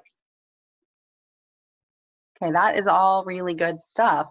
I will tell you that a lot of times, those are great descriptions. A lot of times people get confused though. Even last year, I had people stop me and say, I wish you'd taught some more leadership. And I would say, what do you mean? Which pieces did you wish we'd spent more time on? And they'd say, I wish you'd taught them how to have time management. Well, is time management leadership, or is that a career skill? Career skill. Yeah. Leadership is in a nutshell the ability to influence others, and all of the things you guys talked about up here, having confidence, being trustworthy, having strong character, being passionate, those are the things that make people want to follow you, right? People choose to follow leaders because of the qualities they see in that leader, not necessarily because of the specific skills that the leader has. And a career skill is something you can learn. The things that make a good leader are often habits you have to practice, get in the practice of doing. So you have to get in the practice of making good life choices and showing good character. You have to get in the practice of listening carefully to others and thinking about how to be a voice for them, or get in the practice of building trust with others. But so those are habits. Those are things you watch the habits that others have and you begin to pick up and do yourself. It's different than, can I learn some skills that will help me manage my time? Or can I learn a technique that will help me be a better public speaker? You guys see the difference? I'm seeing a couple of head nods. Any questions so far? Okay, I'll spend some more time offline writing in this section so that before I post it to you guys, it's clear about what the difference is there, especially for those who weren't able to be part of the conversation. All right, I'm going to try to see if I can start the slideshow back up and jump to the next slide. What I want to spend a little bit of time on today before we close is I want to spend a little time on, let me see if I can get you in here. Hang on just a second. On the first pieces of leadership that we're going to talk about this year, we're going to talk about the personal growth habits. And there are 3 of them that we want to talk about today. One is know yourself to grow yourself. One is ask why, be curious and listen. And one is take time for reflection. So this is all focused on you developing some leadership habits for yourself that are about personal growth to help you grow yourself. And there we go. Know yourself to grow yourself. So this one's really about stopping and reflecting on who you are and what you're good at, what you're excited about. We don't expect that any of you, none of your growth plans should look the same, because you aren't the same people. So, and we don't yet know you well. We're getting there, but we don't yet know you well. You know yourself well, or need to. And so this is about you beginning to really ask yourself a lot of questions and think about who you are, what you want, what you're great at, what makes you excited, how you want to change the world, how you want to help the world, etc. And you and your mentor developing a plan that works for you and what you want to get out of life and what makes you excited and passionate. So step 1 is know yourself, to be able to develop that plan. What are some things you could do to grow in your self-knowledge? What are some habits that you could develop that would be helpful in knowing yourself? Read a lot of books. Okay. What else?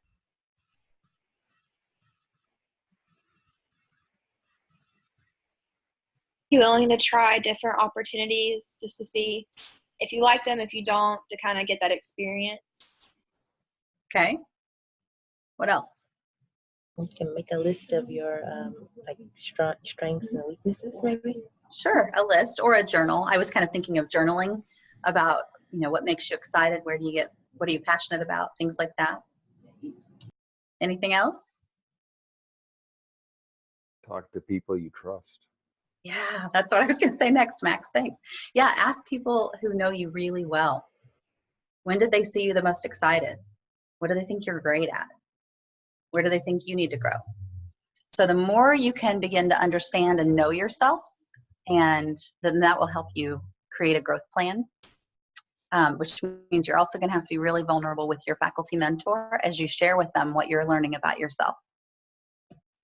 Next, let's talk about ask why. Be curious and listen. How do you show people that you're listening and interested in them? Eye contact. Yeah. What else?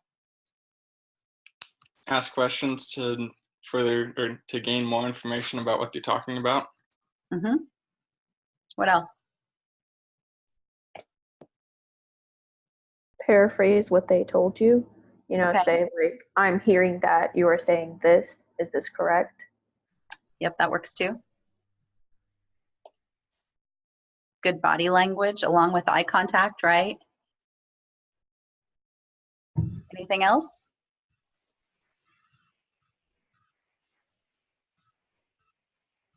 I Okay. think being genuine is pretty important as well in the conversation. Yeah. Was that you, Ryan, that just said that? Yeah. Yeah, I absolutely agree. And I think people can tell when you're not being genuine. So coming into conversations, being yourself is really important. One of the things I was thinking about having us do here today was develop a list of questions that we want to ask leaders who we meet at ABLC Global, but I'm going to hold that in the interest of time. We're going to do it in the October webinar when we get together. So we'll kind of together brainstorm what are questions, in what ways do we want to be curious when we're talking to people at ABLC Global, and what questions do we want to ask them to learn more. And so I'm sure you'll be able to think of lots of questions on your own, but together we'll brainstorm that when we come together for the October webinar and provide that list back to you then so that you can have it with you at the conference as well. All right, so then the last one for today is taking time for reflection. And this is just really a huge one. People often, at least I know I do in business, things get busy. So you go to an event and then sometimes you run straight from one event to another event. But you've got to stop and figure out like what turned out to be the main thing about that event, or what deserved more or less of my time. Stopping and reflecting is really important. What do you do? It doesn't have to look the same for everyone. So some people are journalers. I am not a journaler, never have been. I'm not that patient. How do you reflect on experiences?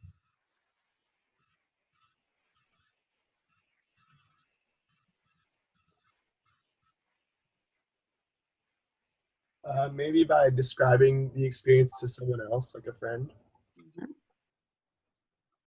Okay, so describing to a friend what the experience was. What else? I try to remember key takeaways from the overall experience, similar to what you said. Okay, so key takeaways. Do any of you write down like action items? What do you mean by action items? That's what I tend to do at an event. I write down the action I want to take based on what I just heard or saw or experienced. So instead of journaling the whole thing and my feelings about it, things like that, it's usually about how I would take action based on what I just learned. Anybody else? Okay. So I wanted us to focus there today on those three pieces, the personal growth pieces, because at the beginning of your cable journey, that's where you need to be right now, is developing those habits. We will at ABLC be spending time on character habits and on striving habits. And then as we move toward the end of the year, we'll continue to talk about striving habits and move into habits where you grow others. But for right now, the habits you need to kind of be building muscles on are the personal growth habits. Spending time understanding who you are and what gets you excited, what makes you really want to be part of the bioeconomy, and where in the bioeconomy are you finding real interest, and where do you want to learn and grow to get where you want to go. Those spending time now figuring those things out, asking really good questions and reflecting on what you learned, those are the habits you want to really build right now. What questions, based on what I've just shared about kind of the training plan and leadership and personal growth, what questions do you guys have that I can answer?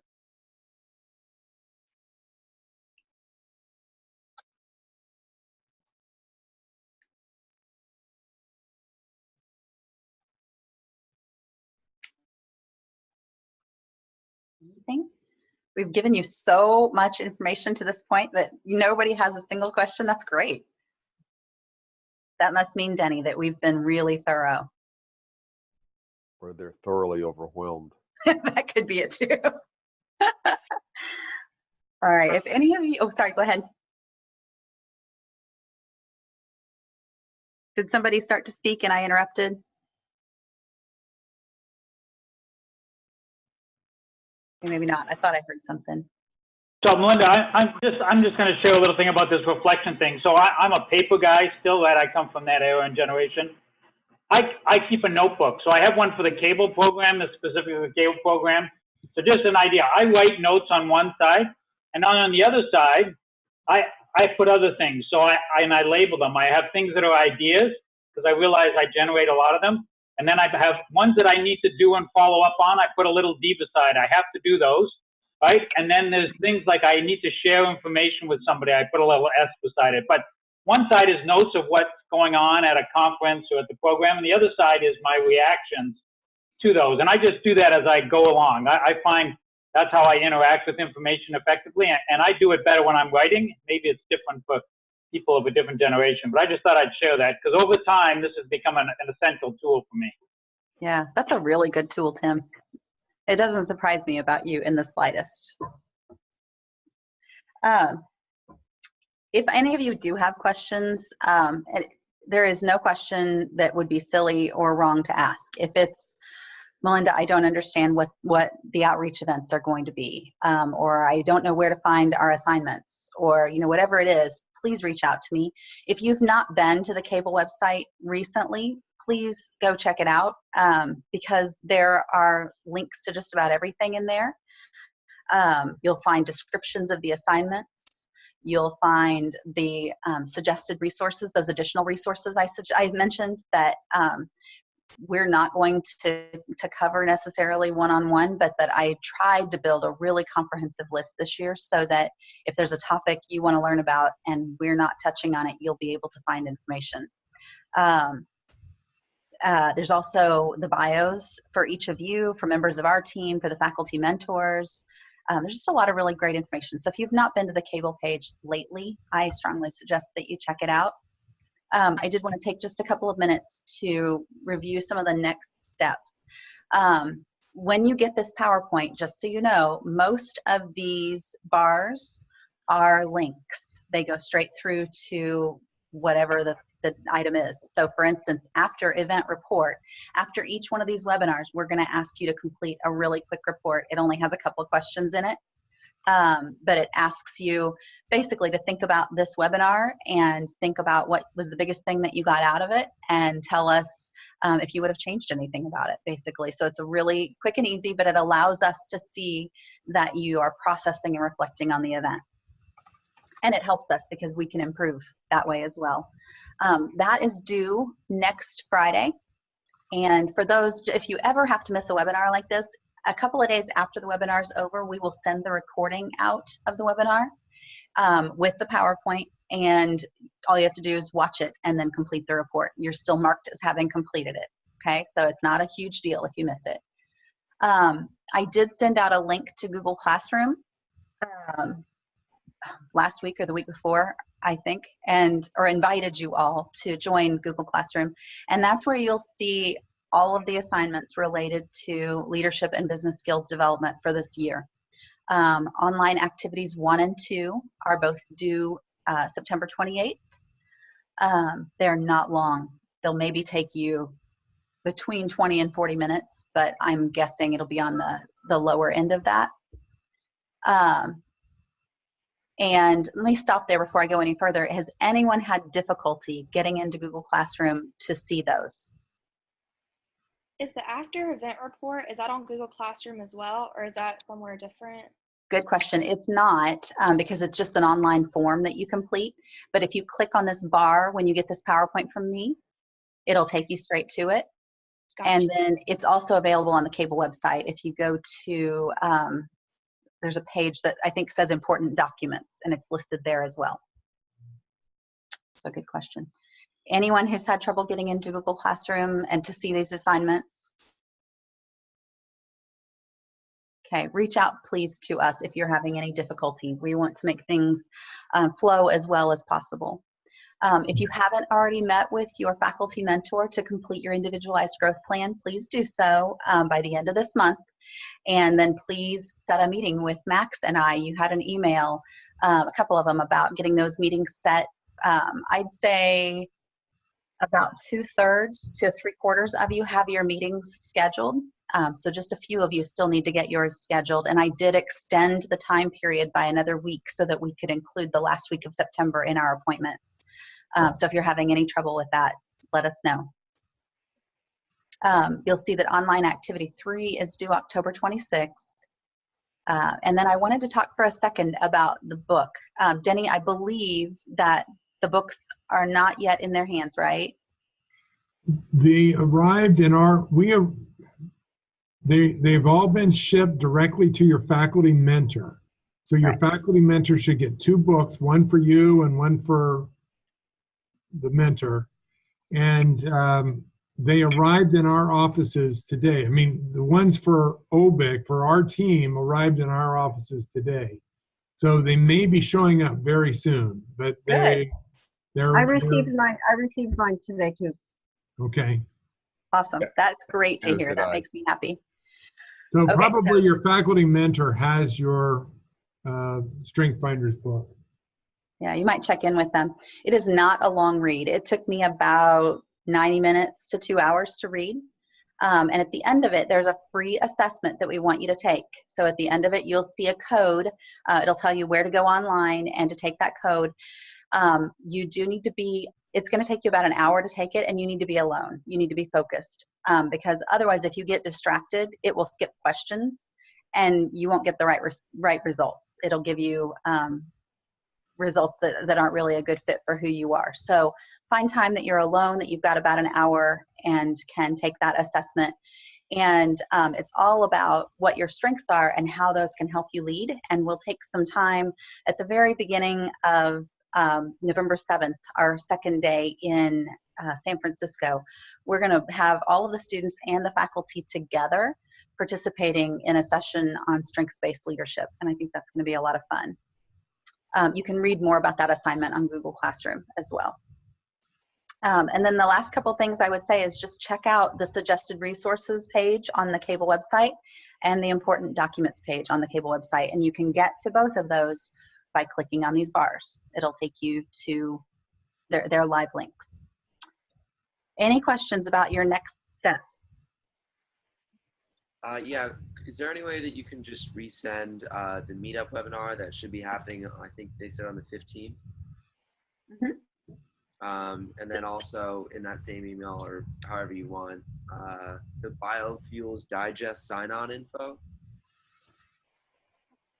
Okay. I might have overlooked that. I don't know. I believe it's in the resources page, isn't it, Melinda? The Biofuels Digest sign-on information, yes, that's in suggested resources on Cable's page. And then you just need the invitation to the webinar again. Is that all you need? Yeah. Oh, sure, absolutely. Thank you. Uh-huh. What else?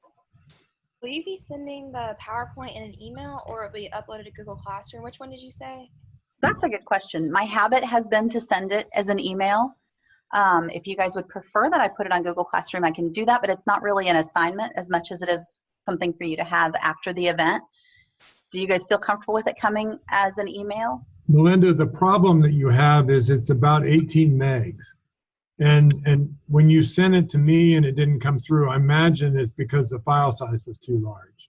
I think if I take out Tim's section or part of Tim's section, it might fix the problem.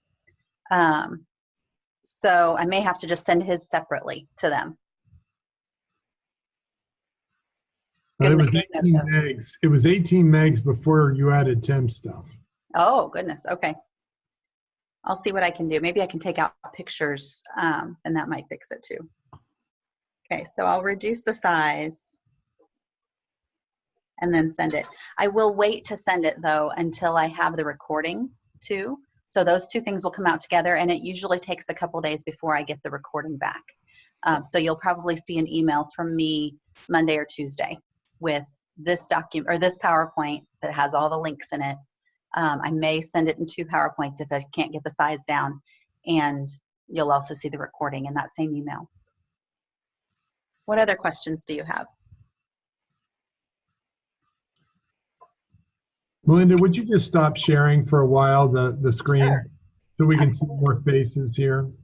And so you might want to select gallery view. Mm-hmm. And if you've been like hiding, you know, you're not sharing any video, would you please, for the next like 5 minutes, if you wouldn't mind, come on video with me so we can see everybody? Yeah, there's Carrie. She's coming out of the red. Okay, good, good. All right, now, would you join me in thanking Melinda for putting together today's webinar? All right, thanks. Thanks, Denny. Are there any other questions? If you have any questions, just kind of raise your hand and we'll... Melinda, was there anything else you needed to do before we adjourn? Nope, I'm good. Any other questions? It occurred to me that one of the, Alyssa, did you? Yeah, I had kind of a random question. If we happen to be visiting Ohio State, would it be, can we meet you guys like while we're there? Is that an option? No, that's not possible. No, we would love that. We would love that. And okay. I like to get around to the different universities. Daniel can tell you that. I stopped in at ESF the other day, visit with Tim and him. And yeah, that'd be awesome. Now, you should know that our team is not all at Ohio State. Melinda is not far away, but we have a group of consultants. Jivia is in Boston, the Boston area. And Corey Rutsky, who you've all met because of the primer, is at Ithaca. She's retired from Cornell. And so we're not all here, but you can stop in and say hello to me and Casey and Shannon and the people who write the checks that pay all of your bills. So they'd love to see you.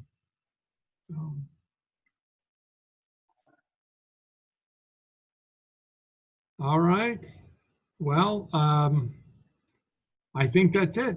Guys, Melinda, I was thinking about the second habit you talked about in terms of how do we show that we care or how do we show that we're interested. And one way is clearly that we're present, you know, that we are involved, we are in attendance when we have a webinar. And so each of you that have honored us with your time today, I just want to say thank you and look forward to getting to know all of you a lot better. It's kind of awkward to start off with a webinar and to kind of ask these faces to just kind of suddenly start talking on our screen. It's so much easier when we get together in person and we can really get to know each other much better. I'm very much looking forward to those days in San Francisco, November 6th through the 9th. Looking forward to seeing you all there and really beginning the next phase of our relationship building. we have another webinar coming up, right, Melinda, in advance? Yes. Yes, we have another webinar on the 21st, which is the meetup. And then our next webinar is October, I think, 5th, whatever that Friday is. I think it's the 5th. Yeah, I need a screenshot of this right now because I just love these faces. So thanks so much for everybody. Look forward to spending more time with you. Meeting adjourned.